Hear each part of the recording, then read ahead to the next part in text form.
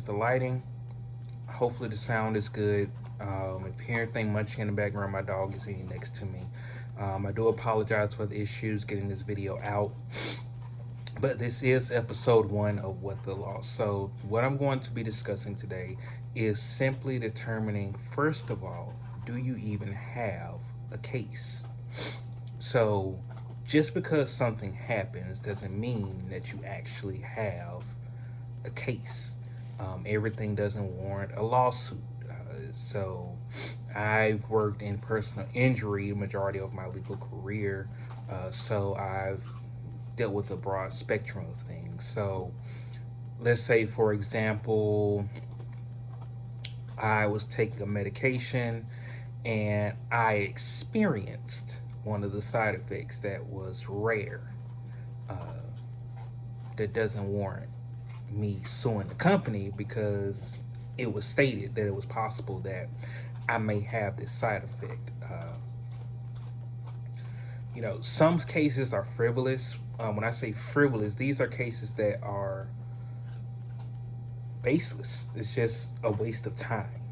So a lot of law firms have started having intake. So the job of intake is what I do now, in my current job.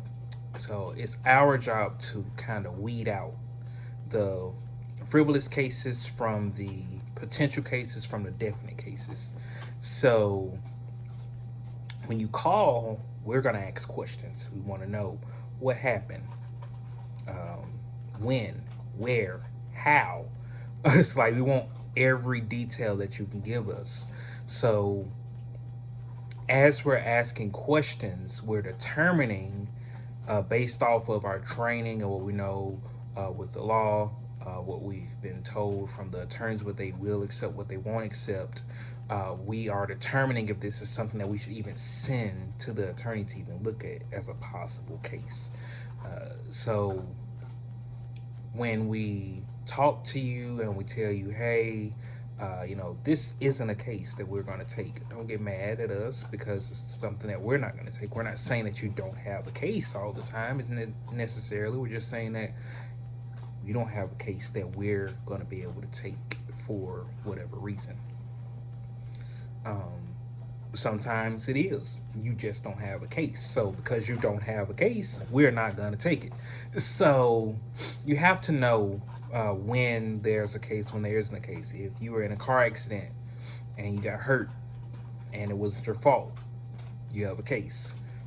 If you're in Florida like I am, Florida has a 50-50, not 50-50, they're at fault state, I'm sorry. So if it's determined that you are 50% liable or more, you don't have a case. Even if you got hurt, if they say it was your fault, 50% or more, you don't have a case. That's nothing that we can do. Typically, in those situations, insurance pays out for whatever they're going to pay out for on both sides, and that's the end of it. So you have to know when you have, again, you have to know when you have a case. Just because you went to the doctor and they did a procedure and it didn't turn out the way you wanted it to, doesn't necessarily mean you have a case. Um,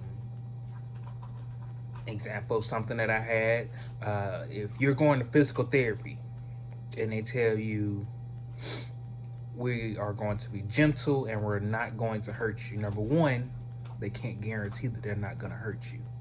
Number two, you're in physical therapy, it's going to hurt.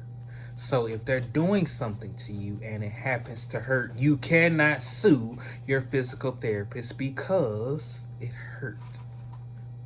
It's part of the therapy. It's part of getting your body back used to doing something. Um, let's see. Dog bites. These are something that typically people have to determine if they have a case or not. Um, if you get bit by a dog, you definitely have a case. Now, the issue with that is their insurance. Does the owner have any type of homeowners or renters insurance? So dog bites are definitely a case. No matter how minor or severe, you can definitely sue over those. Um, so car accidents typically are a good case. Typically are a case if you're not at fault. Understand your state's laws concerning car accidents first, though, because there may, like I said, it may be something similar to Florida where it's an at fault state. So if it's determined that you're 50-50 or more, then oh well. Um, Also, part of understanding if you have a case is know your statute of limitations. Also, know your time limit on when to file a case. So, statute of limitations and your time limit to file a case are two different things. Okay, so if let's just say I'm somewhere and I slip and fall, right? I need to call an attorney instantly. As soon as I'm able to, I need to call an attorney, file a case if there's potential a case there. So there's no signs out. Nobody warned me about what was on the floor or whatever that caused my fall. So I need to go ahead and call as soon as possible. I can't wait a year later because at that point now I'm pushing statute limitations. Typically, you have, well, I can't say typically. Generally, the general rule of thumb, I will say, is you need to call an attorney for representation within no more than 6 months of something happening. If you waited 6 months, you're already behind the ball. It could be kind of hard to dig out of it, and a lot of times attorneys may or may not take it. Uh, if you wait a year, definitely not going to take it because statute of limitations in most cases is 2 years. So when I say statute of limitations, that's me. That's not me hiring an attorney. That's the attorney saying we're going to bring action on this. We want to see what happened. If we're going to potentially file a lawsuit, we have 2 years to do an investigation, do all these different things before and file a case. So you have to deal with that. So I've gotten calls, oh, this happened a year and a half ago. There's nothing we can do. Statute of limitations is up in 6 months. We can't do a full investigation, go through every step that there is to a case within 6 months before we need to determine if we need to file for an actual lawsuit in court. We can't do that in 6 months. So it's important to understand what you can and cannot sue for. It's very vague, honestly, which is why we get the frivolous cases. People want to sue for every little bitty thing. And a lot of people don't know what the laws are, what you can and cannot sue over. So it is very important for you to know that, know what you can and cannot sue over, what the laws are for your state. One way of doing that is getting, if you have access to it, getting on Nextlaw. A lot of times Nextlaw will tell you accurately, if you know what you're looking for, accurately what the law is currently in your state. I Googled it and Google said this. Most of the time, Google is going to give you the general law. When I say general law, they're going to give you common law. This is what your state law is based off of. State law is based off of common law. They take what the federal government says and they make a state version of it. So you have to know what your state's law is. You have to know what cases are active, what the active law says, because the law can change with the ruling depending on if it's a lower court or a higher court. There's a lot of different things that goes into this. So as someone that works in the legal field, when we take on a case, there's research that's gone into this. We have to know what the current law is. We have to know is there potential to recover in this. And that's another thing. If there's no potential to recover, in a lot of cases, meaning there's no insurance, they're not going to take it. So knowing if you have a case, knowing you won't know a lot of the background stuff as far as is that if they have insurance a lot of times, unless it's like a car accident. If it's something that's medical, they're supposed to have insurance. But if it's something like a dog bite, do they have homeowners or renters? I don't know. Um, does the store have adequate insurance for your slip and fall? We don't know. So it's different. So you have those things require investigations.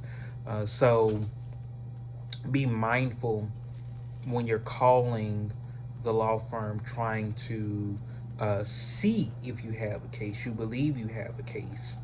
Um, when the attorney talks to you, the paralegal talks to you, or their intake person talks to you, and they tell you, no, we're not taking a case, or no, this really isn't a case,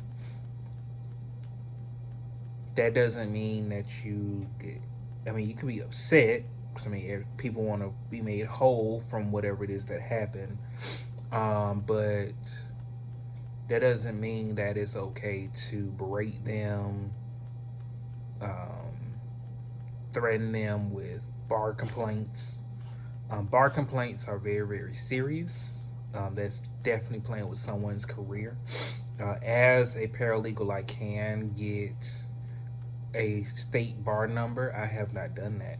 Um, Two reasons. One, I just haven't filled out the paperwork to do it. And two, um, I feel like that can come with a hassle because if someone gets upset, granted, the bar does a really good job with their investigations, but if someone gets upset and they file a bar complaint, that's something that I have to handle.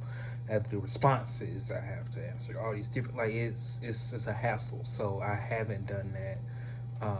But understand when we say, "What do you have a case?" There's a lot of pieces that go into that. So knowing what the law says concerning it, uh, whether it be federal, state, that's another part that you need to know. But just understand when you're trying to determine if you have a case. If it's personal injury, if you like you've been injured, call. Possible. Um, Wrongful termination, possible. Workers' comp, possible. You know, it's certain things that it's always a possibility, but some cases it's just going to be a straightforward no. You just don't have a case. So understand what happened. Know that you have rights um, at your job, off your job. Anything that happens, you have the right to seek counsel. Um, so the majority of the people that do call, they're very understanding if we say no. They're understanding if we say we're not saying you don't have a case, but this is something that we can help with. So again, even with that, there are many factors that go into it. It's not saying that you don't have a case. It's saying that maybe the attorney has too many cases right now and they can't take any more cases on. It could be you have a case, but they don't have the manpower to do what's required for that case. Um, so it's different things that can go into that. So you have to know, ask questions. If you get a general letter that says, "Hey, we can't take your case at this time," it's okay to say, "Do I have a case? Do you think I have a case?" We can say yes, no.